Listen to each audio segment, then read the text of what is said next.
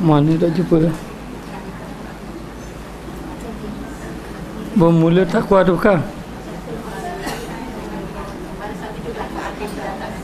Di atas 13. Kamu Allah mu'alif. Mu'alaf orang masuk Islam.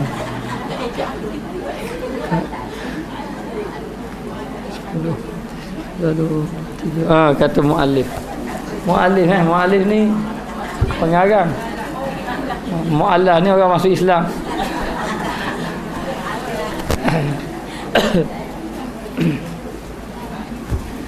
Bismillahirrahmanirrahim. Alhamdulillahirabbil alamin.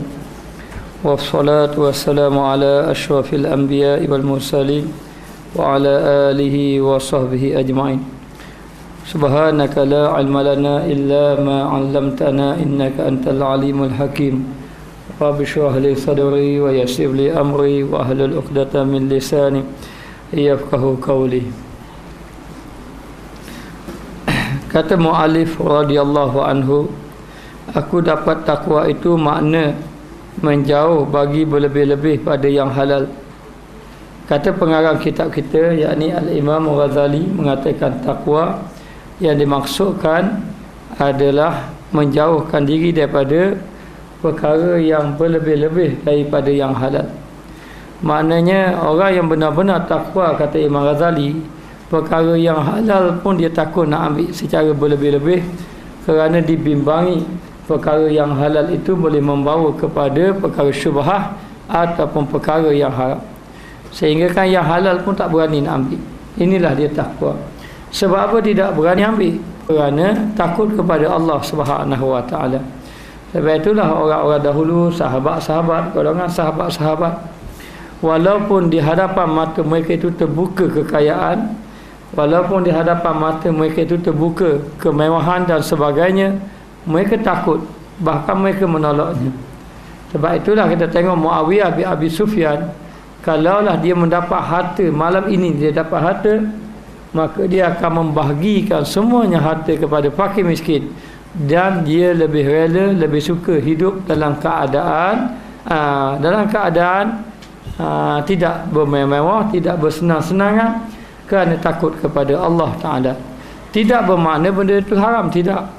Sahabat Nabi yang ambil yang dapat harta banyak tu, diinfak harta banyak-banyak itu, bukan bermakna harta itu haram, tetapi oleh kerana dia takut kepada Allah Ta'ala, lantaran takut kepada Allah, maka dia tidak berani mengambil perkara yang halal secara berlebih-lebihan, semata-mata bimbang kerana takut jatuh kepada perkara yang diharamkan oleh Allah.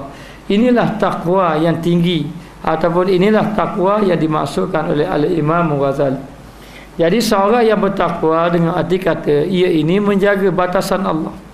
Ketika Sayyidina Umar bertanya kepada Ka'ab bin Malik, apakah makna takwa? Kata Ka'ab bin Malik, ya Amirul Mukminin, pernahkah kamu berjalan di suatu tempat, di suatu jalan, di suatu lorongan yang ada benda yang berduri, ada sesuatu yang berduri?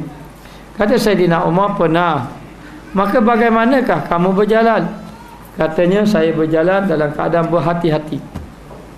Berhati-hati kerana bimbang kaki saya kena duri. Maka itulah dia takwa. Duduk di atas muka dunia, berjalan di atas muka dunia dalam keadaan berhati-hati, supaya tidak melanggar batasan Allah Subhanahu Wa Taala. Maka orang yang takwa, dia menjaga segala-galanya, anggota dia, hati dia, supaya tidak lalai kepada Allah Ta'ala. Jadi perkara itu halal, tapi takut lalai, maka dia tidak mengambilnya. Maka dia kata, dan dia itu barang yang diriwayatkan pada khabar yang masyhur. Khabar ini hadis yang masyhur daripada Nabi SAW, bahwasanya bersabda ia, innama, apa tu,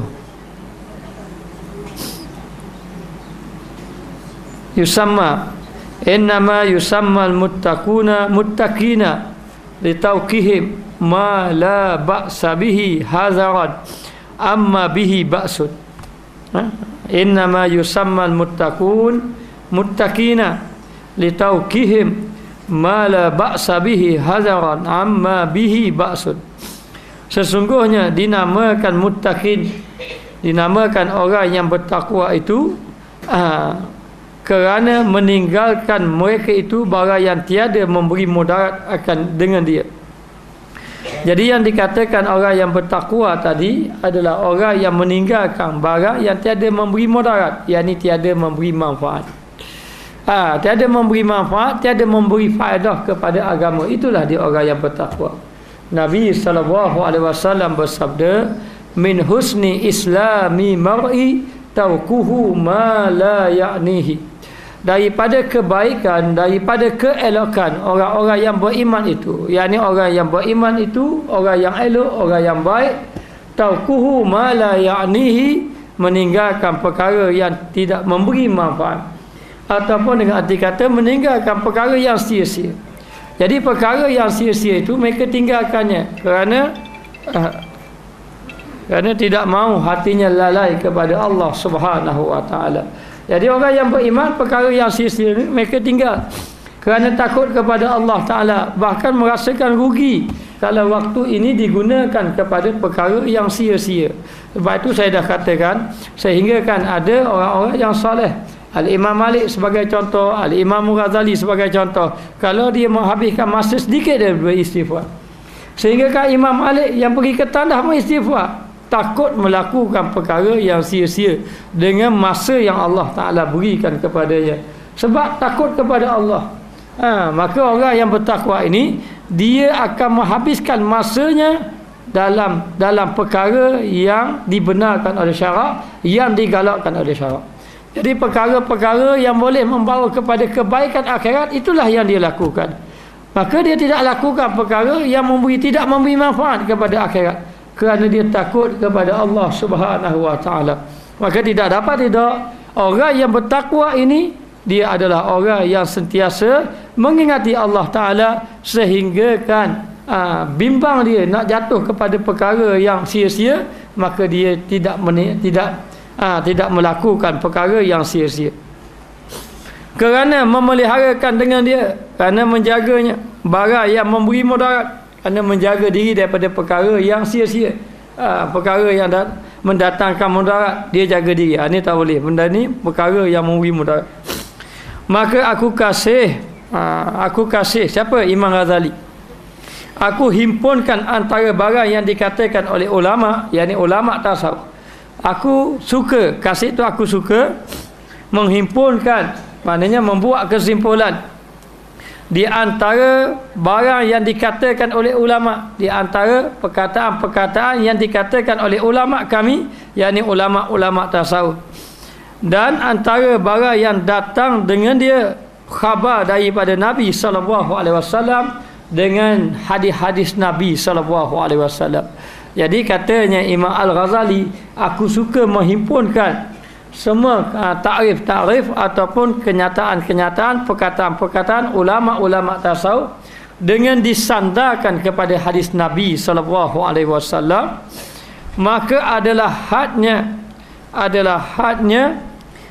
hadnu maknanya takrif, takrif ataupun pengenalan yang menghimpunkan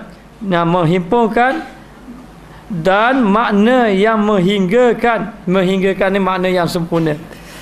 Mana dia kata daripada kata-kata ulama yang dihimpun tadi, maka had dia, batasan dia ataupun takrif dia, ataupun yang dimaksudkan dengan takwa itu makna yang sempurna, bahawa aku kata Imam Ghazali, bermula takwa itu iaitu menjauhkan tiap-tiap barang yang ditakut daripada mudarat pada agama, yakni menjauhkan diri daripada perkara-perkara yang sia-sia daripada agama. Mudarat ini perkara yang sia-sia daripada agama. Maka kita kalau ingin menjadi orang yang benar-benar bertakwa, maka tidak melakukan perkara yang sia-sia dari segi agama. Mesti buat perkara tadi biar memberi manfaat kepada agama.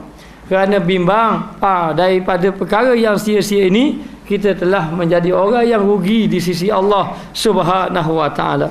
Maka yang dimasukkan takwa ini tidak berani membuat perkara yang sia-sia. Takwa Tidak berani melakukan perkara yang sia-sia. Inilah yang dikatakan takwa. Batu ulama mengatakan bahawa seorang yang masuk di dalam masjid tetapi tidak buat amal ibadat, dia orang yang rugi, dia orang yang sia-sia. Sedangkan disebut dalam hadis, iza jaa ahadakumul masjid falyarka' raka'ataini qabla an yajlisa. Apabila seorang itu masuk dalam masjid, hendaklah dia sembahyang 2 rakaat sebelum daripada dia duduk. Kalau dia tidak sembahyang 2 rakaat, dia niat iktikaf. Kalau dia tak niat iktikaf, dia duduk belajar ilmu agama. Kalau tidak ada kuliah agama, dia membaca Al-Quran. Kalau tidak ada tidak membaca Al-Quran, dia bercakap perkara yang baik-baik. Man kana yu'minu billahi wal yaumil akhir falyakul khairan aw liyasmut. Orang yang benar-benar beriman dengan Allah dan hari akhirat, dia akan cakap yang baik-baik ataupun dia diam saja. Kalaulah dia tak mau cakap yang baik-baik, dia tidak ada orang, dia diam saja supaya tidak membawa kepada dosa. Itu pun diam, dia takut rugi. Maka dalam diam dia berzikir untuk menghasilkan pahala di sisi Allah Subhanahu wa taala. Dan begitu juga orang yang sehat, dengan kesehatan ini dia tidak mengambil peluang dengan melakukan ibadat kepada Allah. Maka ini pun orang yang rugi. Dengan kesehatan ini, maka Allah Ta'ala beri sihat, kita kena habiskan masa dengan melakukan amal ibadat. Boleh pergi ke masjid, boleh belajar ilmu, pergi belajar ilmu. Sebelum masa sakit kita datang, maka tidak dapat tidak, mesti kena buat perkara yang memberi manfaat. Maka Nabi sebut, irtanin khamsan qabla khamsin, rebut 5 perkara sebelum datang 5 perkara. Yakni masa kamu sehat sebelum datang masa sakit kamu. Maka masa sehat ini kita rebut perkara. Buat melakukan amal-amal ibadat kepada Allah. Pergi majlis-majlis ilmu, pergi majlis-majlis bacaan Al-Quran, pergi majlis-majlis zikir. Ruangkan masa sedikit. Kerana orang yang ruangkan masa untuk ibadat itu tidak rugi. Tidak rugi. Tetapi meluangkan masa selain pada ibadat, itulah orang yang rugi. Sebelum kita datang uzur, nanti kalau datang uzur, kita tak boleh nak melakukan ibadat dengan sebaik-baiknya, sedangkan masa itu terus berlalu pada kita. Maka yang pertama, masa sehat sebelum datang masa sakit. Yang kedua, masa kita lapang sebelum datang masa sibuk. Kadang-kadang kita sibuk, masa belum kahwin lagi pergi masjid, masa tidak ada anak tu pergi ke masjid. Masa ada ruang tu, ada ruang untuk kita pergi. Masa kita dalam keadaan bertenang-tenang, pergi belajar ilmu agama, pergi belajar, pergi majlis zikir sebelum kita melakukan perkara yang sia-sia. Kemudian yang ketiga pula, waktu kita kaya sebelum datang waktu fakir kita. Masa kaya inilah kita nak infakkan harta, waktu kaya inilah kita nak beribadat banyak-banyak pada Allah. Dengan melakukan apa yang diredai oleh Allah Ta'ala. Dan yang keempat, yakni waktu muda sebelum datang waktu tua. Waktu muda inilah, masa muda-muda lah buat amal ibadat, masa muda-muda lah belajar. Tapi kalau muda-muda menghabiskan masa yang sia-sia, ini rugi. Masa muda inilah masa yang sehat, masa muda inilah masa yang cerdas melakukan amal ibadat. Nanti kalau kena masa tua nanti mungkin tak mampu dah kita nak ibadat banyak-banyak. Dan yang akhir sekali, waktu hidup sebelum datang waktu mati. Bila mati tidak boleh lagi kita nak buat amal ibadat kepada Allah. Iza mata banu Adam in qata amaluhu illa min salas, sadaqatin jariyatin aw ilmin yuntafa'u bihi aw waladin salihin yad'u lah. Apabila mati anak Adam, maka terputus amalannya, yang kecuali 3 perkara. Yang pertama, sedekah jariah, yakni harta-harta wakaf yang kita wakafkan pada jalan Allah Subhanahu wa taala. Yang kedua, ilmu-ilmu yang dimanfaatkan padanya. Apabila kita hidup, kita menyampaikan ilmu, memberi ilmu, lalu bila kita mati orang melaksanakan, mengamalkan ilmu yang kita sampaikan, maka itu dapat pahala. Kalau tidak, terputus amalan kita. Itu yang kedua. Yang ketiga, waladin salih yad'ulah, anak yang saleh yang mendoakan kepada kedua ibu bapa. Kalau kita ada anak yang saleh, alhamdulillah. Kalau kita ada anak yang soleh, kerana kata ulama, kalau anak yang soleh ini dia mencapai makrifat kepada Allah Ta'ala, sehinggalah terbuka rahsia-rahsia Allah Ta'ala, maka anak soleh ini dia akan dapat membantu kedua ibu bapa dia. Kalau dia berkahwin, isteri dia. Kalau dia ada anak dan isteri dia. Dan termasuk juga mak mertua dengan pak mertua dia. Kerana ia merupakan keluarga kepada isterinya. Kalaulah anak tadi, anak yang benar-benar soleh. Walaupun kalau kita rasa kita ada anak yang soleh pun, jangan kita kata merasakan tak apa, anak soleh dah ada. Tidak, kita kena melakukan amal ibadat. Supaya masa itu tidak sia-sia. Orang yang bertakwa kepada Allah Ta'ala, dia akan habiskan masa dalam melakukan amal ibadat kepada Allah Ta'ala. Selagi mana Allah Ta'ala memberi masa kepadanya, memberi kehidupan kepadanya. Maka setiap perkara hendaklah kita sentiasa mengingati Allah untuk melahirkan takwa di sisi Allah Subhanahu wa Ta'ala. Maka dia kata di sini, barang yang ditakut daripadanya mudarat pada agama, dan mereka itu takut melakukan perkara yang memberi mudarat kepada agama, yakni memberi kesan kepada iman, kepada iman kita, kepada Islam kita, kepada ihsan kita. Maka dia kata di sini, orang yang takwa ini dia takut melakukan perkara yang memberi mudarat kepada agama, memberi mudarat kepada ibadat yang dia lakukan. Maka tidak dapat orang yang bertakwa ini dia sangat berhati-hati. Hasil daripada takwa, kesan-kesan orang yang bertakwa, yang pertama, kuat ibadatnya kepada Allah.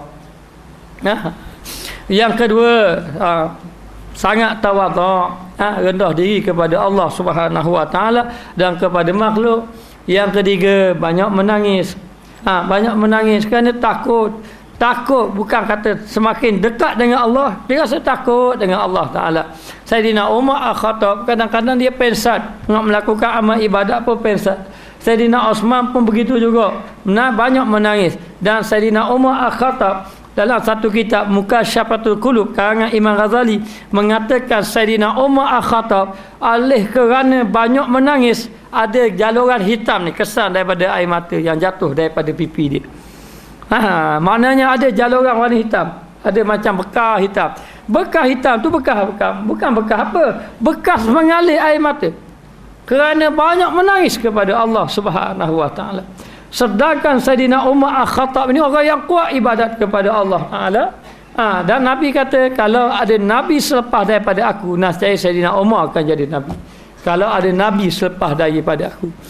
Jadi Sayyidina Umar ni orang yang kuat beribadat kepada Allah. Siapa dia tak tidur malam, kurang tidur malam, takut dia kepada Allah. Kalau tidur tu dengan arti kata mengantuk sangat, tertidur. Nak macam kita tidur tu, Allah nak hujan, belah lebih hujan, tidur selalu. Maknanya tidur ni maknanya bukan benda yang dia kira sangat. Bagi dia nak beribadat saja. Lalu orang tanya, siang dah sibuk dah mengambil berat hal-hal rakyat. Hal-hal rakyat, sehingga kan Sayyidina Umar ini dia dalam keadaan tidak ada istana walaupun dia khalifah. Sedangkan bawah-bawah daripada dia governor ada istana. Dia khalifah tak ada istana, takut pada Allah. Hidup dalam keadaan zuhud. Pakaian sama saja, tak ada pakaian yang lain. Kadang-kadang Sayyidina Umar pakaiannya ada tapur-tapur bekas jahit. Katanya pakaiannya 3 helai sahaja. Satu hari dia nak baca khutbah. Jadi bila nak baca khutbah, dia pakai baju baru. Hari tu dia pakai baju baru. Baru nak baca khutbah, rakyat dia bangun, "Ya Umar, nanti dulu, sebelum kamu baca khutbah, aku nak tanya kamu." Kata rakyat dia, "Aku nak tanya. Pemimpin ni pemimpin yang takut pada Allah." Rakyat pun gitu juga. "Aku nak tanya, sebelum kamu baca khutbah, kamu baca khutbah hari ni aku tengok mau pakai baju baru. Mari di mana baju baru?" Khalifah zaman Sayyidina Umar. Zaman Sayyidina Umar Al-Khattab. Kata orang ni, kerana aku tahu, katanya daripada harta ghanimah. Dia kata betul daripada harta ghanimah. Setahu aku, harta ghanimah yang kamu dapat, yang ini kain, tidak cukup untuk membuat baju sehelai yang didapati oleh yang Sayyidina Umar Al-Khattab dapat. Lalu Sayyidina Umar kata, adanya anak aku dalam majlis itu, ada anak dia bernama Abdullah bin Umar. Ada anak aku, kamu tanyalah kepada dia daripada mana baju aku dapat. Lalu Abdullah bin Umar mengatakan, memang ayahku tidak mampu buat baju. Khalifah tak mampu buat baju. Tidak mampu membuat baju. Tetapi katanya kain ini daripada anak dia. Dan anak dia ni capur dengan kain ayah dia baru cukup buat baju selah. Maknanya anak dia pun begitu juga. Baju selah. Jadi baju yang dia pakai ni daripada kain dia sikit, kain anak dia dapat baju selah. Kata rakyat dia, kalau macam tu sila baca kutubah. Baru boleh baca kutubah. Kenapa siapa saudara tu? Ia khalifah. Tetapi oleh kerana takut kepada Allah Ta'ala, tidak mahu berlebih-lebihan. Cukup dah padang dengan apa yang dia ada tadi. Bagi dia penting agama Allah, bagi dia akhirat kepada Allah Ta'ala. Dan Saidina Umar ini orang yang sangat berhati-hati, sangat bergaluh dalam kehidupan dia. Dan Saidina Umar banyak menangis. Bayangkanlah, ada jaluran hitam kesan daripada air mata yang mengalir daripada wajahnya. Nak beritahu inilah dia sifat orang yang benar-benar bertakwa kepada Allah Subhanahu Wa Taala. Jadi dalam hati orang yang bertakwa ni, dia tidak kata benda halal itu haram, tidak. Harta tidak kata ini haram, tidak boleh, tidak. Hanya dia tidak mahu ambil. Kenapa dia tidak mahu ambil? Kerana takut dia kepada Allah Taala. Siti Aisyah radhiyallahu anha masa zaman Muawiyah bin Abi Sufyan. Muawiyah bin Abi Sufyan ni pemerintah dia jadi khalifah. Muawiyah telah memberi harta kepada Siti Aisyah. Saya tak ingat dah, kalau tak silap 100,000 dirham, kalau tak silap. 100,000 dirham ataupun 10,000, dua tu tak ingat. Jadi dia memberi harta yang banyak. Siti Aisyah radhiyallahu anha, bila dapat harta banyak, dia bagi. Dia beritahu kepada khadam dia, beri kepada khadam dia, suruh menghabiskan harta dia ni, beri kepada orang-orang fakir miskin. Sehingga kan dia lupa diri dia, yang dia sendiri pun tidak ada harta. Lalu khadam dia pun bertanya, kenapalah kamu tak simpan untuk diri kamu? Katanya, sepanjang aku duduk dengan Nabi SAW, Nabi tidak pernah kenyang. Nabi tidak pernah kenyang. Dan sepanjang dia duduk dengan Rasulullah SAW, tidak pernah ada harta sebanyak ini bersama dengan Nabi. Sebab itulah Siti Aisyah radhiyallahu anha bila dapat harta banyak, maka dia pun ingat kepada Nabi. Lalulah dalam keadaan macam tu, dia pun menginfakkan hartanya pada jalan Allah Subhanahu Wa Taala.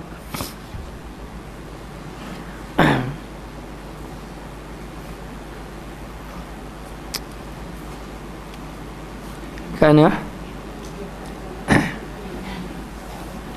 maka aku kata, bermula takwa itu iaitu menjauhkan tiap-tiap barang yang ditakut daripada mudarat pada agama, yakni menjauhkan barang-barang ataupun perkara yang memberi mudarat kepada agama. Memudarat kepada agamamu, tiadakah engkau lihat bahawasanya dikatakan bagi orang yang sakit, yang dipantangkan, bahawasanya yattaqi dia takut, iza ijtanaba kulla syai'in, yakni memeliharakan apabila menjauhkan tiap-tiap suatu yang memberi mudarat pada agama. Dia kata, tidakkah kamu lihat seperti orang yang pantang? Kenapa dia pantang? Satu, kerana dia takut. Orang yang sakit, kadang-kadang ada orang dia tidak boleh makan makanan laut, kerana sakit. Kadang-kadang dia tidak boleh makan daging, tidak boleh makan ayam, tidak boleh makan benda-benda yang manis kerana sakit darah tinggi, sebagai contoh. Jadi sakit kecil manis, tidak boleh makan daging kerana sakit darah tinggi. Jadi makanan-makanan yang mereka makan ini boleh memberi mudarat. Yang ini yang mereka takut. Lalu mereka meninggalkan perkara makanan tadi. Kenapa? Kerana dia takut perkara itu boleh memberi mudarat. Tapi tidak katalah daging itu haram, tidak. Kenapa? Kerana kerana takut, menjaga diri. Maka demikianlah orang yang takut kepada Allah Ta'ala, dia meninggalkan perkara-perkara yang boleh memberi mudarat kepada agama. Kenapa perkara mudarat yang kepada agama? Yakni maksiat. maksiat yang kita lakukan itu sebenarnya memberi mudarat kepada agama, memberi mudarat kepada iman kita, memberi mudarat kepada ibadat kita, memberi mudarat kepada hati kita, kesan kepada hati kita. Kenapa hati tidak bersih? Kenapa hati payah menangis kepada Allah? Kenapa hati kita begitu keras walaupun mendengar ayat-ayat Al-Quran, walaupun kita mendengar kuliah-kuliah ilmu, tapi tidak memberi kesan, tidak memberi kesan kepada kita. Walaupun kita ibadat sudah banyak daripada muda sampai ke sekarang kita buat amal ibadat, tapi masih lagi tidak ada kesan. Kalau kita sudah berpuasa tiap-tiap tahun kita berpuasa, tetapi menghasilkan takwa itu rasanya tidak lagi. Serupa saja daripada dahulu sampai ke sekarang. Kenapa berlaku macam itu? Sebenarnya ada sesuatu yang menyebabkan kita lakukan yang memberi kesan kepada ibadat kita, kepada hati kita, kepada amalan kita. Jadi orang yang bertakwa ni dia takut benda ni. Dia tak takut orang lain takut anak dia masa depan macam mana masa depan anak dia. Dia takut macam mana lah dia ada piti kedok esok hari. Dia takut tu. Dia takut iman dia rosak. Dia takut hati dia lalai kepada Allah Ta'ala. Dia takut ibadat dia memberi kesan sehingga kan dia dijauhkan oleh Allah Subhanahu Wa Ta'ala. Lepas tu sahabat-sahabat Nabi dia takut dia ni dijauhkan oleh Allah Ta'ala, sehingga kan apabila dia sembahyang, duduk dalam satu kebun, kemudian kebun tadi melalaikan dia. Kebun tadi melalaikan dia. Dia rela hilang kebun. Dia jumpa Rasulullah, ya Rasulullah, kebun ini telah melalaikan saya. Saya infak fi sabilillah. Beri. Kerana apa? Kerana dia takut perkara ini melalaikan dia daripada melakukan amal ibadat kepada Allah Ta'ala. Maka inilah sepatutnya kita fikir. Kita fikir satu perkara yang boleh melalaikan ibadat. Macam mana kita nak hindarkan? Maka dia kata di sini seperti orang yang berpantang, dia meninggalkan, yakni memelihara apabila menjauhkan tiap-tiap sesuatu yang memberi mudarat pada agama. Maka dia menjauhkan diri satu-satu perkara yang memberi mudarat kepada agama. Perkara yang memberi mudarat kepada agama, maka dia menjauhinya. Tengok, kita kena fikir perkara-perkara yang maksiat adalah kita jauhinya. Orang yang buat maksiat dia terpayah menangis. Tanda orang tu kekalkan maksiat, dia payah menangis. Tanda orang tadi dia ini jauh dengan Allah Ta'ala, ibadat tidak beri kesan. Kalau dia dekat dengan Allah, ibadat dia akan beri kesan kepada dia. Seperti takut nak buat maksiat kepada Allah. Seperti peluang nak buat maksiat boleh, tapi tidak melakukannya kerana takut kepada Allah Ta'ala. Jadi nak beritahu orang yang betul-betul takwa ni, dia akan jauhkan perkara-perkara yang memberi mudarat kepada agama. Mana-mana perkara yang memberi kesan kepada ibadat dia, kepada iman dia, dia tidak berani lakukan. Tidak berani lakukan, itulah takwa. Takwa tidak semestinya orang itu sembahyang saja dipanggil takwa. Ramai orang yang melakukan amal ibadat tapi dalam waktu yang sama tidak meninggalkan maksiat kepada Allah Subhanahu Wa Ta'ala. Maka dia kata,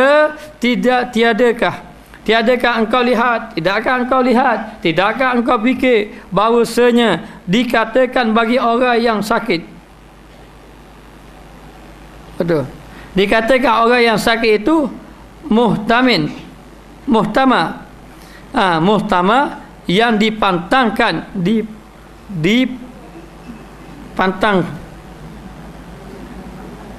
dipantangkahnya, yang dipantangkahnya iaitu yataki, bertakwa, yakni memeliharakan apabila menjauhkan tiap-tiap suatu yang memberi mudarat akan tubuhnya daripada segala makanan dan minuman atau buah-buahan atau lainnya.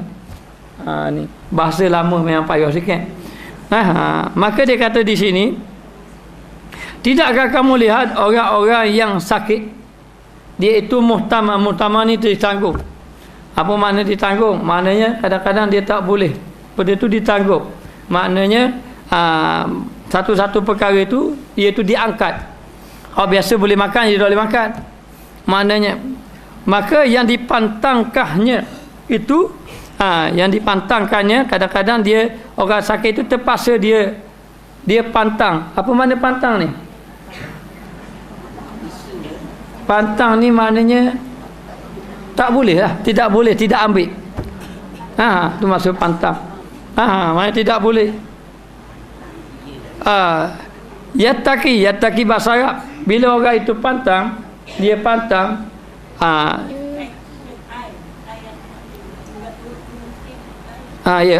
ayattaqi ya. Ayattaqi, ayat itu bahasa Arab, iaitu. Ayat itu bahasa Arab. Bahasa Melayu saya terjemah lalu, iaitu.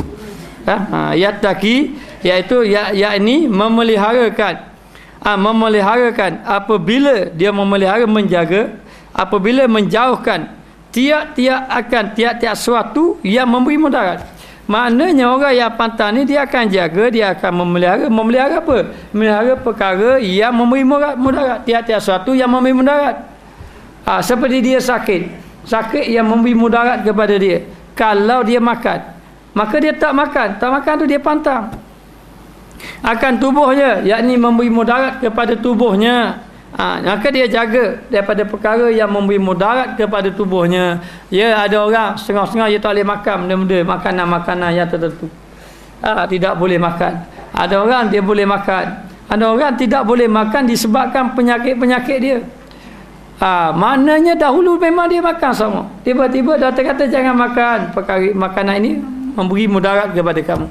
Maka dia tidak boleh makan. Maka dia tak makan, itu pantang. Kalau dia itu takut memberi mudarat kepada diri dia, dia makan tak? Dia tak makan. Kenapa dia tidak makan? Kerana ada takut. Kalau dia ada takut, dia tinggal. Maka orang yang ada takut pada Allah, dia tinggal maksiat. Kerana orang yang ada takut ini, orang yang ada takut kepada kesan sakit dia itu, maka dia tinggal. Kenapa? Kerana memberi mudarat kepada tubuh dia. Maka apa yang dia tinggal? Daripada segala makanan, dia tidak makan. Daripada segala makanan-makanan yang memberi bisa, membawa bisa ataupun membawa sakit kepada dirinya, ataupun minuman. Ada orang tak boleh minum air batu sebagai contoh. Minuman ataupun buah-buahan. Ada orang buah tak boleh makan, buah naka tak boleh makan. Sejuk sebagai contoh. Maknanya ada yang buah-buah yang tidak boleh dimakan. Ataupun lainnya, kemudian yang ditakut daripada mudarat pada agamanya, terbagi ia kepada dua. Okey, baik. Jadi dia tinggal makanan tadi. Kerana apa? Kerana dia takut. Kalau dia tak takut, dia makan setengah baru. Orang kata jangan makan buah naka, makan malam tak boleh tidur. Malam tak boleh tidur, maka akan memberi mudarat, akan memberi kesan kepada dirinya. Kenapa dia makan juga sedangkan benda itu mudarat dia? Kerana dia tidak takut. Adakah dia takut untung ke rugi dia? Dia akan membawa kerugian pada diri dia. Maka orang yang ada takut, dia tinggal, tak makan. Saya tak boleh makan, minta maaf. Saya tidak boleh makan kerana ada rasa takut. Hanya takkan bahawa saya tak boleh makan sebab saya takut, dia kata gitu. Hanya dia kata dia tak boleh makan. Jadi dia tidak makan kerana ada rasa takut. Takut tadi takut apa? Takut mudarat kepada tubuh. Maka yang takut mudarat kepada tubuh, dia tidak makan. Begitulah juga kalau orang itu ada takut kepada ibadat dia, takut kepada Allah, maka dia tidak makan kerana ia memberi mudarat kepada ibadat. Dia akan memberi mudarat kepada ibadat. Jadi kita dok jaga kesihatan, jaga salah makan habis. Mana kesihatan kita. Begitu juga ibadat yang kita buat. Kita buat ibadat, salah kita buat maksiat, habis ibadat kita. Ataupun rosak ibadat kita. Contohnya penyakit dengki. Jadi dengki disebut dalam hadis, innal hasada iyyaka wal hasada, innal hasada yakulul hasanat kama takulun narul hatab. Jauhkanlah kamu daripada sifat dengki. Sesungguhnya dengki ini memakan kebaikan, memakan pahala-pahala sebagaimana api memakan kayu api. Api, bila dia makan kayu api, akhir-akhir kayu api menjadi arang, menjadi debu. Apabila ditiup angin, maka kosong, tidak ada apa-apa. Ibadat yang kita buat selama ini sudah banyak, tiba-tiba kita merasa dengki kepada seseorang. Boleh jadi Allah Ta'ala memberi kelebihan kepada seseorang, boleh jadi Allah Ta'ala memberi nikmat kepada seseorang, lalu kita tak puas hati dengan dia. Kita pun mari perasaan dengki, maka kita pun fitnah dia, kita kata dia, kita buat sesuatu untuk nikmat dia hilang, maka amal ibadat yang kita buat itu selama ini terbatal. Bukan terbatal, dipanggil terhapus. Sebagaimana api memakan kayu api. Ini penyakit-penyakit. Jadi kenapa orang sanggup buat macam tu? Sebab tidak ada takwa. Sebab itu disebut dalam hadis, seseorang itu tidak berzina dalam keadaan dia benar-benar beriman kepada Allah. Kenapa? Kerana beriman tadi itu ada takwa. Bila ada takwa, kata Nabi Yusuf ketika digoda oleh Zulaikha, sesungguhnya dia berlindung dengan Allah. Inni ma'azallah, aku berlindung dengan Allah, aku minta perlindungan dengan Allah, aku ni minta tolong ataupun kerana aku takut kepada Allah Subhanahu wa taala. Baik, kita tengok. Maka terbahagi ada mudarat kepada pekerjaan agamanya. Mudarat kepada agama ini terbagi ia dua bahagi, yakni terbagi dia kepada dua. Yang pertama semata-mata haram dan maksiat, maksiat. Dan yang kedua semata-mata berlebih-lebihan bagi yang halal, kerana orang yang membimbangkan dengan yang demikian itu kerana jihad ini pihak ataupun dari sudut nafsu, dari sudut nafsu, dan melampaui ia nafsu itu akan tegahnya takabul hawa. Takabul hawa ini maknanya sombong, nafsu sombong. Takabul hawa ni nafsu lah. Orang Melayu kita panggil hawa nafsu, bahasa Arab tu hawa tu nafsu lah. Maka dia kata takabul hawa, sombong nafsu, yakni nafsu sombong. Wal isyan ni maknanya derhaka. Derhakanya. Maka barang siapa yang berkehendak mensentosakan agamanya, hendaklah dijauhkan akan kebinasaan ini. Maka dia kata mudarat kepada agama ini ada dua. Satu, mudarat kepada agama dengan sebab haram. Ini memang mudarat pada agama. Benda-benda yang haram ini mudarat pada agama. Yang kedua, mudarat pada agama dengan sebab benda halal. Jangan kata benda halal itu tak beri mudarat pada agama. Mudarat pada agama ni benda yang halal. Maknanya begini, kita ini boleh ambil benda halal, tapi kita kena jaga hati kita. Kena jaga. Bukan semua. Ada sahabat dia tidak mau ambil benda yang halal kerana takut jatuh haram. Ada sahabat dia ambil benda halal. Sahabat Nabi kaya raya, Abdul Rahman Ibn Auf kaya raya. Saidina Osman kaya raya. Masa dia duduk sama dengan Nabi, dia masih lagi tetap menjadi saudagar. Menjadi saudagar ataupun menjadi ahli perniagaan yang berjaya. Dia tetap kaya raya.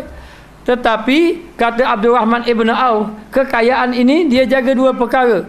Yang pertama, dia mendapat kekayaan tadi dalam keadaan amanah kepada Allah, sebagai amanah Allah. Dan yang kedua, dia tidak mau ibadat kekayaan ini melalaikan dia jadi ibadat. Kalau seorang itu dia ada kekayaan, tetapi kekayaan itu jangan sampai lalai dia pada ibadat kepada Allah Subhanahu wa taala. Jadi benda yang boleh mudarat kepada agama dua perkara. Yang pertama perkara haram, memang mudarat agama. Kenapa perkara haram? Minum arak, berjudi, berzina, kenapa lagi? Maknanya perkara-perkara yang diharamkan oleh Allah. Jadi benda ini memang mudarat kepada agama. Contohnya orang ahli ibadat. Kalau dia ahli ibadat, hari ni dia ahli ibadat, esok minum arak, dorok dah nak buat amal ibadat. Jadi semakin jauh dengan Allah Taala. Kecuali Allah Taala beri rahmat, dia bertaubat kepada Allah Taala. Jadi nak beritahu kenapa? Kerana memberi kesan kepada amal ibadat dia, kerana perkara-perkara yang diharamkan oleh Allah. Sebab tu kena jaga perkara-perkara yang diharamkan oleh Allah. Kena jaga benda-benda yang diharamkan oleh Allah. Dan yang kedua, perkara halal. Perkara halal ini boleh juga memberi mudarat kepada agama. Macam mana perkara halal ini memberi mudarat kepada agama? Maka dia kata di sini, dia kata sesungguhnya yang pertama haram dan maksiat, perkara haram dan perkara maksiat. Dan yang kedua semata-mata berlebih-lebihan bagi yang halal, perkara yang halal berlebih-lebihan. Berlebih-lebihan perkara yang halal. Duduk dua orang je, dia dengan isteri dia. Suami isteri saja. Rumah 3 tekak. Maknanya, ini berlebih-lebihan. Berlebih-lebihan. Dan nak buat ke mana? Jangan rombak rumah. Duduk setekak bawah, 2 tekak wi lah. Kenapa bantu wi kepada anak yatim, buat asrama ke, ataupun buat kelas agama ke. Itu tidak mengapa. Tapi kalau lah perkara yang halal itu membazir-bazir sangat, terlampau membazir-bazir sangat, ini akan memberi kesan kepada ibadat yang dia lakukan. Kerana dia kata, orang yang membimbangkan dengan yang fudul. Apa makna yang fudul? Maknanya yang fudul ni benda yang lebih-lebihan. Benda yang berlebih-lebihan. Dia membimbangkan. Maknanya hatinya selalu risau, selalu memikirkan. Ataupun bimbang ni kita terjemah menyibukkan lah. Masyhur dalam bahasa Arab. Maknanya menyibukkan, selalu membimbangkan hati, selalu memikirkan benda-benda yang lebihan. Padahal cukup dah, lebih ada cukup dah. Saya ada seorang sahabat saya. Seorang sahabat saya kenal dia di Yaman. Sini saya tak kenal dia, duduk di Yaman. Kenal dia orang Sabah. Dia orang Indonesia. Jadi kita kenal di sana, lalu kita pun baiklah. Siapa masa nak balik ambil nombor telefon dia hantar. Masa nak daripada Yaman balik tu patutnya kita berlepas ke Kuala Lumpur Mat Terengganu, tak ada tiket. Tidur rumah dia semalaman. Esok baru balik. Jadi kita memang baiklah dengan dia. Sehingga kan dia mari ziarah kita daripada Kuala Lumpur mari Terengganu. Kita pergi Kuala Lumpur singgah kat dia. Lepas pada balik Yaman ditakdirkan Allah dia dapat satu perniagaan. Perniagaan tu adalah penjual barang-barang ibadat, barang-barang Indonesia. Baju t-shirt, jadi jubah, pakaian-pakaian ibadat. Stoken, lepas tu sarung tangan hak wanita tu kita pun cuba tolong juga dia, perniagaan dia sikit-sikit.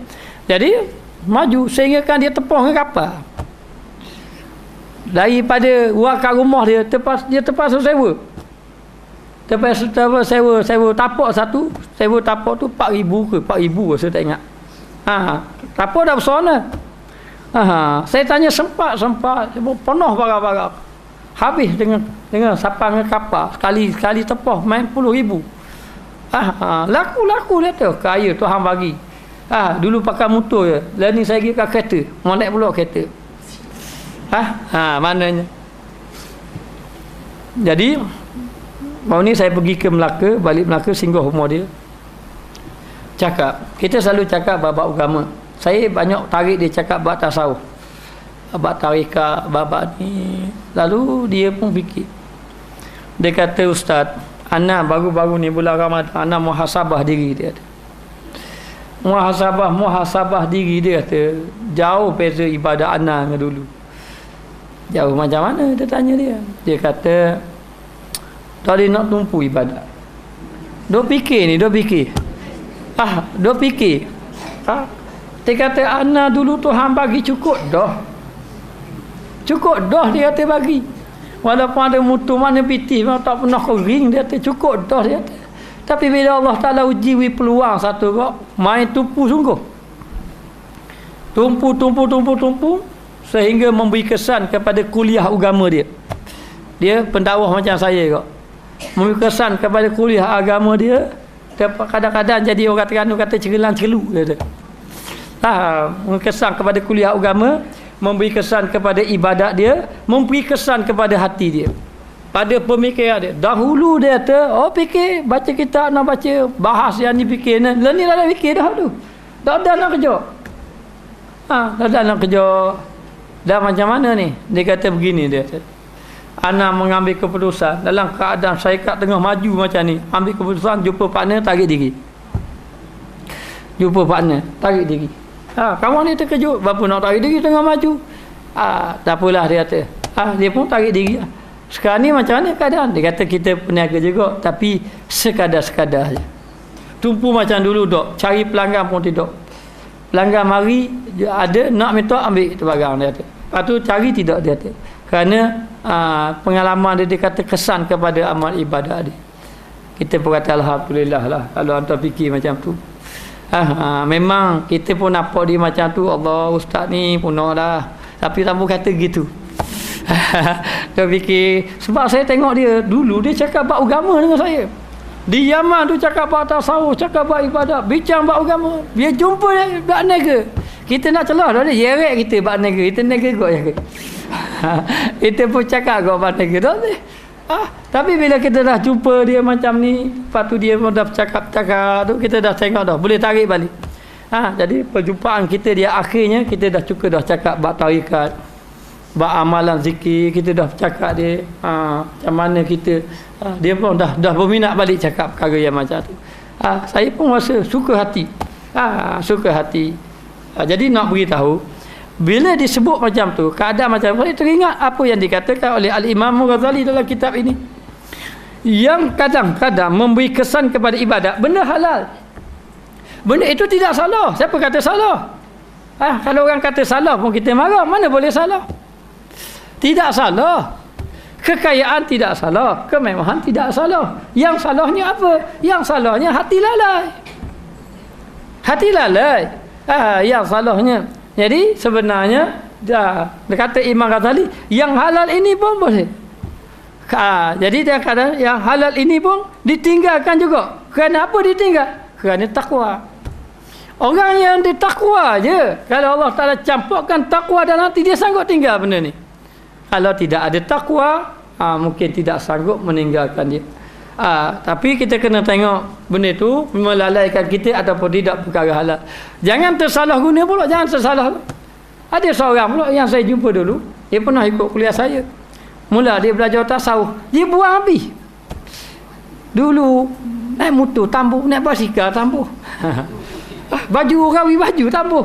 Dunia dia tu, dunia. Dulu ada basikal, dunia dia tu, dunia tambuh. Akhir sekali apa berlaku? Akhir sekali tak belajar dah. Hujan sikit lagi belajar kan, hujan. Naik kereta tambuh dunia. Yang ada basikal tambah basikal. Ini salah penggunaan dia. Allah Ta'ala dia memberi kepada kita nikmat-nikmat Allah. Kalau kita nak hitung nikmat Allah, tidak terhitung. Wa in ta'udu nikmatallah la tuhsuha. Kalau kamu nak hitung nikmat Allah, tidak terhitung kamu.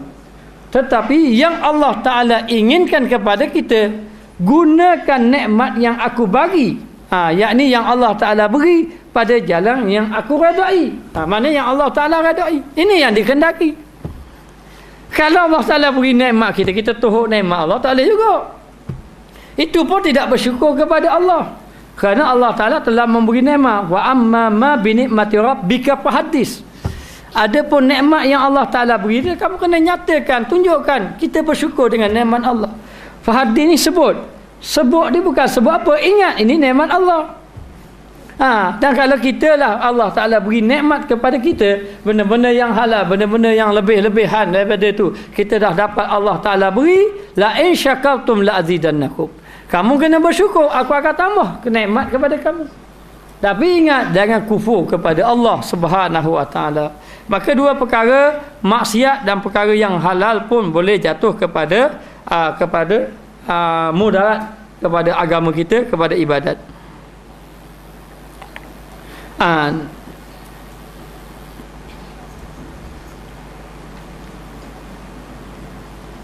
Pertama, haram dan maksiat. Kedua, semata-mata berlebih-lebihan bagi yang halal. Lebih-lebih perkara halal pun rosak juga agama kita.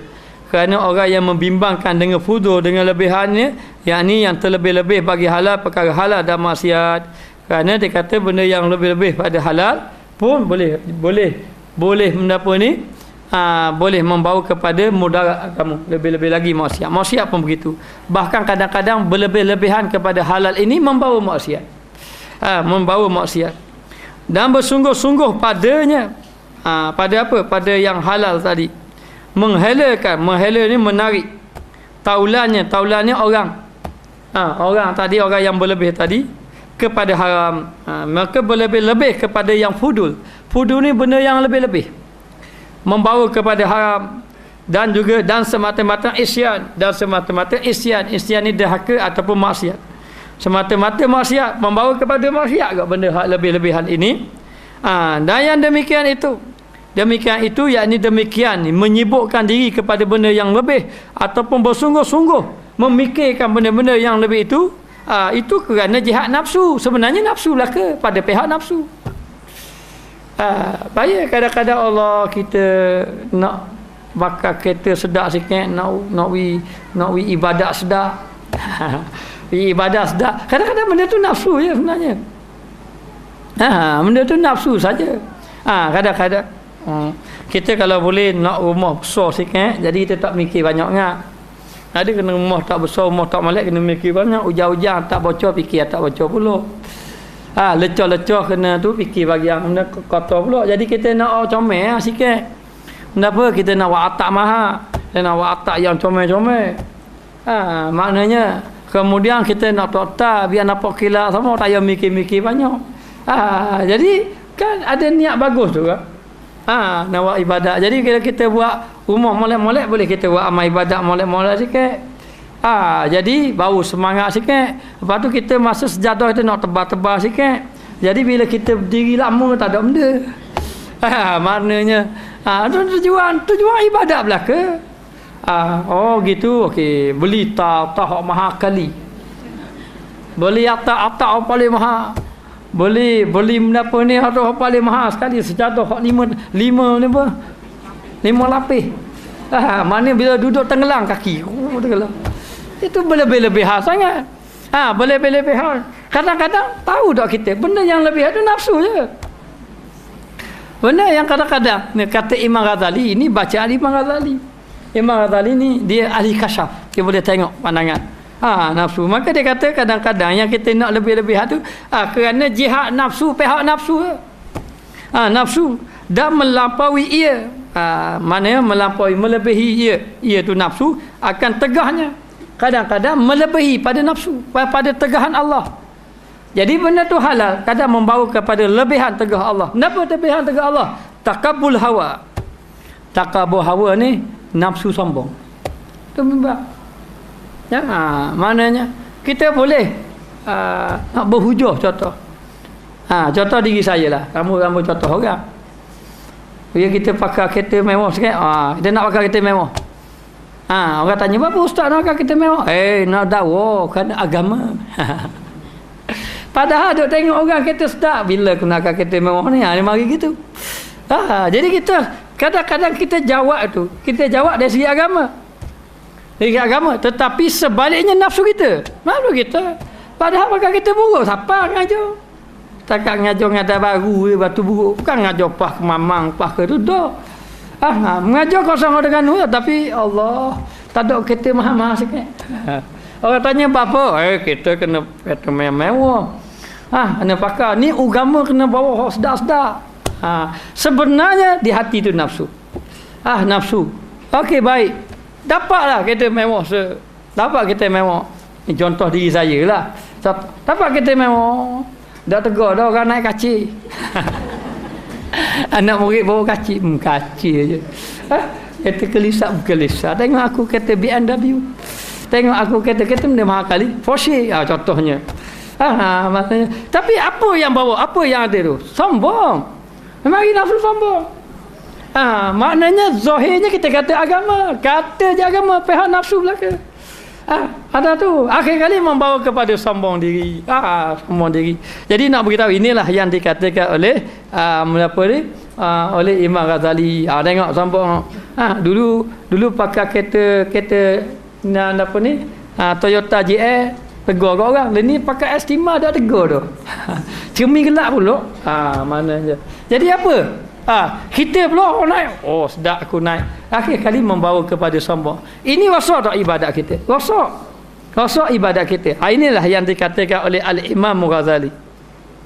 Dan juga isyan akhir kali membawa kepada dahaka kepada Allah. Maka barang siapa yang berkehendak mensentosakan agama, siapa yang ingin rasa dia aman pada agama dia, aman pada ibadat dia, sentosa pada agama dia, maka hendaklah dijauhkan akan kebinasaan ini. Yakni kebinasaan ini apa? Ini perkara haram, nafsu tadi.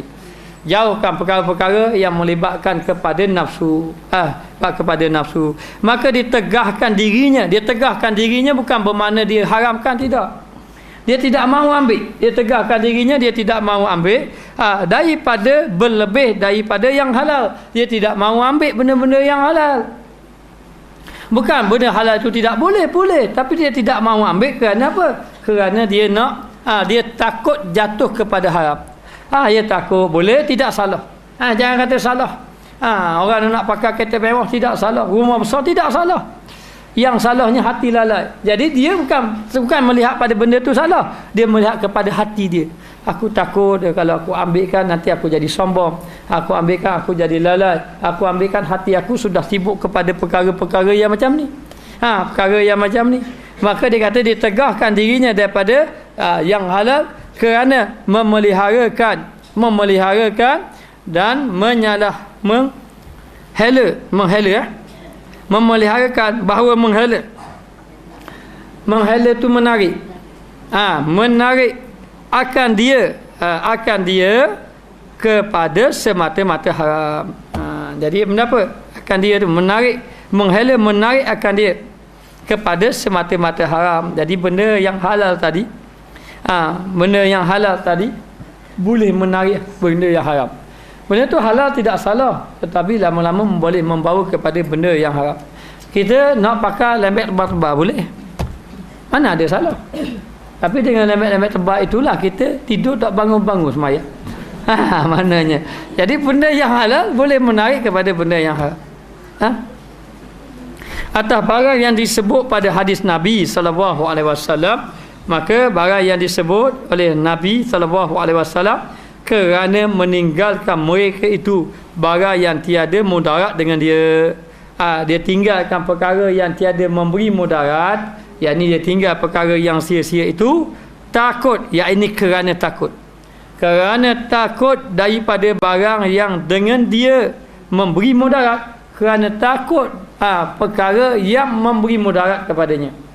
Jadi dia tinggal perkara sia-sia ni bukan apa, ataupun perkara yang halal-halal ni bukan apa, kerana takut memberi kepada perkara mudarat. Sebab tu Saidina Umar Al-Khattab, satu hari dia khalifah, dia ada governor di bawah dia. Jadi governor ni orang-orang bawah dia ni. Jadi khalifah ni ibarat saja Perdana Menteri lah, ibarat. Jadi orang-orang bawah ni ada Dun, ahli Dewan Undangan Negeri, ahli Parlimen gitulah. Jadi satu hari dia nak tengok orang-orang di bawah dia. Dia atas orang ni, Muawiyah kamu duduk dekat negara ni, negeri ni, kamu kawan negara ni. Ni orang ni dia kawan. Jadi orang-orang di bawah dia. Jadi dalam keadaan macam tu, satu hari dia nak tengoklah orang-orang bawah dia. Dia pun pergi. Kamu tahu dia pergi dengan apa? Dia pergi dengan kedai.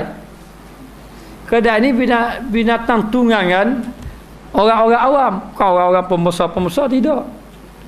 Kalau tak silap saya, kedai itu dipinjamnya kalau tak silapnya. Ada satu riwayat dia pinjam, tapi peristiwa ni atau peristiwa lain. Dia pinjam kalau tak silap. Dia pakailah kenderaan kedai saja. Bila dia pergi dekat tempat yang diperintah oleh Muawiyah bin Abi Sufyan, dia tengok orang ramai berkumpul kerana nak menyambut Muawiyah bin Abi Sufyan. Nak sambut. Jadi Muawiyah bin Abi Sufyan dia naik kuda. Dia ahli Dewan Undangan Negeri, wakil rakyat je, don dia. Ni apa? Khalifah, Perdana Menteri, ibaratnya gitu. Jadi dia tengok naik kuda mewah. Naik kuda yang besar pula, lepas tu ada pengiring dia pula. Ada pula mendapat ni sambutan pula. Orang sambut dia. Jadi rakyat keliling kelalang ni, maknanya duduk tepi jalan ni, duduk sambut dia. Dia naik kuda, tengok rakyat dengan kemewahan dia. Jadi dalam keadaan dia naik dalam kemewahan yang dia Muawiyah tadi naik atas kuda yang hebat tadi, ada sambutan lagi, ada pengiring lagi. Ibaratnya ada beca berhias, ibaratnya ada kuda-kuda yang tu, ada polis-polis pula, ada askar berbaris pula. Jadi nak beritahu duk sambut dia. Rakyat keliling tengok-tengok dia, dalam ramai-ramai dia perasan ada Sayyidina Umar. Sayyidina Umar duduk sekali rakyat ramai-ramai. Nak beritahu rakyat. Jadi dia pun tengok, terkejut dia. Allah, ada pula khalifah. Susah hati dia. Jadi perjalanan dia tu lalu sampai ke istana, balik istana. Sayyidina Umar pergi dengan kedai dia. Pergi dengan kedai dia, jumpa Muawiyah di istana. Orang tengok Sayyidina Umar ni orang rakyat biasa je, padahal dia khalifah. Pergi. Dalam keadaan macam tu, Saidina Umar pun kata dia, aku lantik kamu jadi gubernur bukan untuk kamu bermewah-mewah. Bukan nak suruh pakai kenderaan yang besar-besar, bukan nak tu. Bukan nak mendapat ni supaya orang tengok kamu macam ni, sambutan hebat macam ni. Aku lantik kamu suruh jaga hak-hak rakyat orang-orang. Supaya rakyat orang yang di bawahan kamu ini terpelihara selamat. Dan juga memberi hak-hak mereka. Ni kamu duduk pakai kenderaan mewah, kamu pemimpin. Ramai lagi rakyat-rakyat tengok mana pemimpin senang, aku susah ni. Tak cara. Jadi Saidina Umar marah. Dia pun katalah. Dia kata, saya ini duduk dekat berhampiran dengan negara Rom dan Parsi, dekat negara Kapi berhampiran. Jadi saya terpaksalah pakai hebat-hebat, kenderaan yang besar-besar, tentera yang hebat-hebat, supaya orang tengok orang Islam ni hebat. Sebab apa? Sebab duduk dekat sebelah negara Kapi. Saidina Umar negara orang Islam dah, tak payah tunjuk hebat-hebat. Saidina Umar kata, kalau mu kata gitu tak apa lah. Si baik dia pandai jawab. Pandai jawab. Jadi nak beritahu sebenarnya, Saidina Umar boleh lebih dari tu, boleh lagi lebih pada tu. Saidina Umar tidak mahu. Kenapa? Kerana takut dia kepada Allah. Kerana dia ni zahir yang zuhud, takut kepada Allah Ta'ala, sehingga kan dia tidak dikenali. Satu hari dia pergi pasar, dia langgar orang tua. Orang tua tu marah. Bahasa orang muda tak tengok, tak ada mata, marah Saidina Umar. Padahal khalifah. Minta maaf moci, ambil piti. Nyak moci tadi. Ambil piti. Saidina Umar orang tanya, moci tahu tak moci marah siapa? Itulah Saidina Umar khalifah. Terkejut dia. Terkejut. Ini Saidina Umar Khattab. Jadi nak beritahu kenapa berlaku macam tu. Dalam keadaan tu, dalam keadaan dia tu dah jadi khalifah, mereka tidak mahu mengambil yang halal-halal, tidak mahu ambil dah. Sebab apa? Sebab takut kepada Allah. Sehingga kan Saidina Umar ini satu ketika orang cadangkan supaya naik gaji dia, mengamuk, dia marah. Gaji dia dinaikkan. Mana ada pemimpin kita gitu? Ada pemimpin kita ni, saya cadangkan Datuk naik gaji. Datuk kata mana boleh. Tak ada. Mengamuk gaji tak naik ada. Maknanya. Tapi mengamuk waktu orang gaji tidak, tak ada. Tapi Saidina Umar begitu. Kerana apa? Kerana takut kepada Allah Ta'ala. Maka dia tidak berlebih-lebihan kepada perkara yang diharamkan oleh Allah Ta'ala. Takut daripada barang yang dengan dia memberi mudarat, yakni ditinggalkan yang lebih daripada yang halal, ditinggalkan yang lebih-lebih pada yang halal. Tinggalkan kerana dia takut kepada Allah Ta'ala, dan dia bimbang perkara halal pun boleh menjadi kita rosak ibadat kita. Kita nak ambil yang halal-halal ni kalau boleh sekadar-kadar sahaja. Pentingkan, boleh kita ambil, tidak ada masalah, tapi kita harap gunakan kebaikan. Beli kenderaan yang baik-baik itu, gunakan di tempat kebaikan, kerana kenderaan yang baik nanti akan menjadi saksi kita di hadapan Allah. Sebab tu Nabi kata kebahagiaan ini ada pada 4. Yang pertama, pekerjaan yang baik. Yang kedua, rumah yang baik. Yang ketiga, kenderaan yang baik.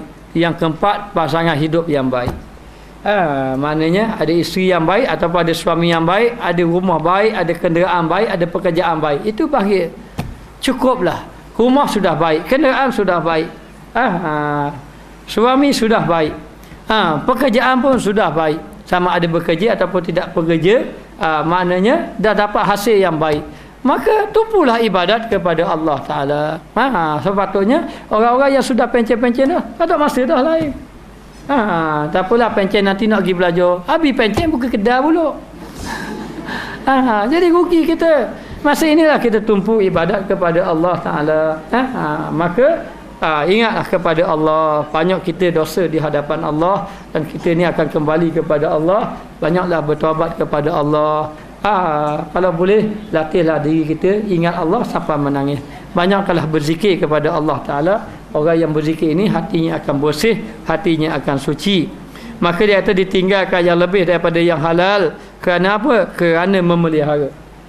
Memelihara di situ maknanya kerana memelihara, kerana menjaga menjaga daripada jatuh yang haram, kerana bimbang, kerana dia jaga takut dianya jatuh daripada perkara yang haram.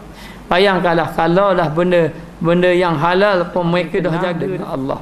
Semakin kita takut kepada Allah Ta'ala, semakin Allah Ta'ala kasih kepada kita. Sehingga kan Allah Ta'ala kata, orang yang takut kepada aku selamatkan dia. Jadi kita selama ni disebabkan takut kepada Allah Ta'ala. Jadi dalam kitab Mukasyafatul Qulub, ada seorang hamba Allah Ta'ala itu, dia itu ibadat dia tidak banyak. Jadi bila ditimbang-timbang pahala dia sedikit. Maka Allah Ta'ala ni kalau ikutkan memang dia masuk neraka. Lalu dalam keadaan tu anggota dia, saya tak ingat dah, kalau tak silap bulu mata dia menjadi saksi mengatakan bahawa dia di mata dia tu ada mengalirkan air mata semata-mata takut kepada Allah. Kalau tak silap saya bulu mata dia yang menjadi saksi. Maka jangan cukur bulu mata.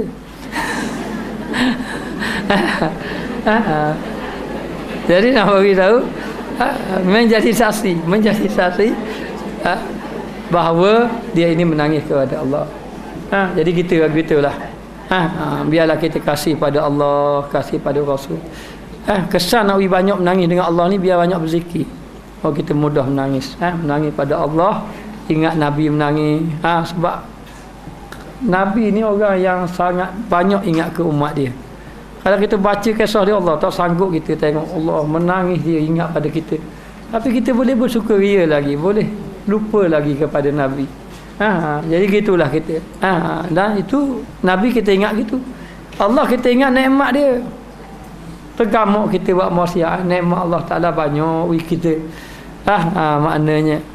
Jadi nikmat, sama ada nikmat tu nikmat kesihatan, nikmat sakit pun nikmat juga. Sakit ni nikmat ni, bila kita sakit kita ingat dia. Kadang-kadang kita ni wah, sihat tak ingat sekarang Allah. Tak ingat. Allah Ta'ala beri sakit ingat. Ingat pada dia. Okey, wallahu alam, kita sambung akan datang dulu.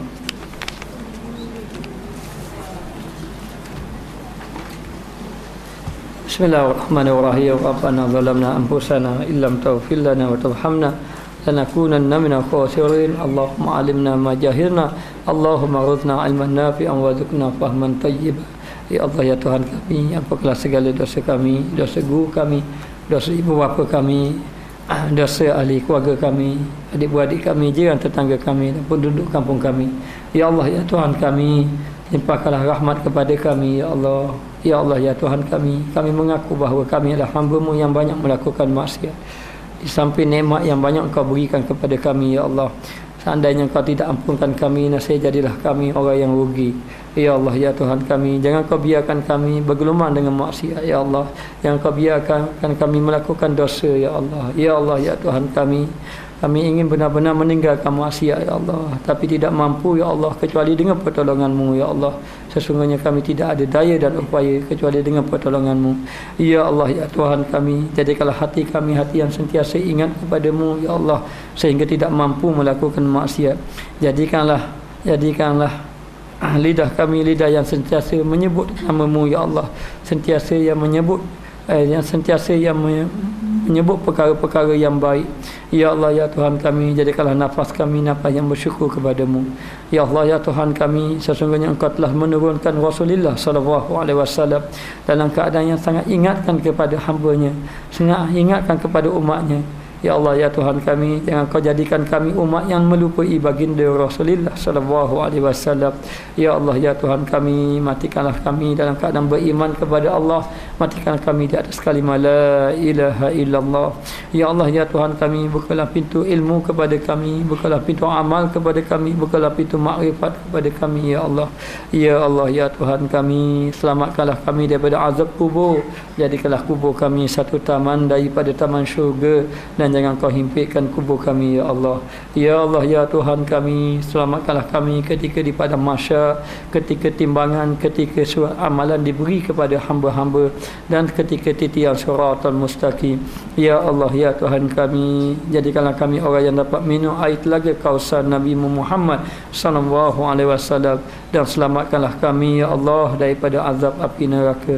Rabbana atina fid dunya hasanah wa fil akhirati hasanah wa qina azabannar. Wa sallallahu ala sayidina Muhammad wa ala alihi wa sahbihi wasallam walhamdulillahi rabbil alamin.